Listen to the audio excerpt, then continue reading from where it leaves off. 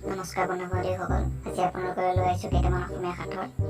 ভাল লাগিলে like, share আৰু কমেণ্ট কৰিব। ক'ৰ পৰা আহি ক'ত দিলা ভৰি, চোতালখন ফাটি গ'ল চিৰাচিৰ কৰি।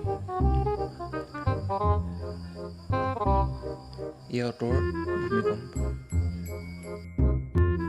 2 নম্বৰ, কালৈ চাই আছা মিচিক মাছা হাঁহি, মই দেখোন জোকালেও খং নকৰা তুমি।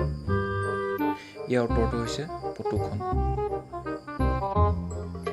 2 আখৰে নাম যাৰ ধৰে, তাৰে আকৌ বিহু পাতি থয় অভিমন্যুৰ দৰে মৰিবলৈ।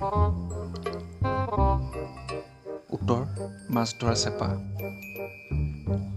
4 নম্বৰ, 100জনী গোপিনী এখনে পিঠা, গাইজনী গাভিনীক গাখীৰ দিয়া মিঠা। উত্তৰ মৌজোল। 5 নম্বৰ, সেইটো কি বস্তু যাক চোৰে দেখা পায় কিন্তু চুৰ কৰিব নোৱাৰে। উত্তৰ শিক্ষা। চকু আছে কিন্তু দেখা নাপায়, কাণ আছে কিন্তু শুনা নাপায়, মুখ আছে কিন্তু ক'ব নোৱাৰে, কওকচোন সেইটোনো কি? উত্তৰ পুতলা।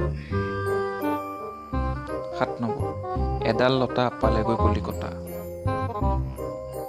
উত্তৰ টেলিফোন। 8 নম্বৰ, ওপৰৰ পৰা পৰিল ভীম, ভীমে বোলে 1 খামুচ দিম। উত্তৰ কোৰ। 9 নম্বৰ, অনাই আনে ৰান্ধনি ৰান্ধে খাওঁতে পেলাই দিয়ে। ইয়াৰ উত্তৰ তেজপাত। অলপমান সোমালে কেৰু মেৰু কৰে, গোটেইডাল সোমালে সামুতি ধৰে।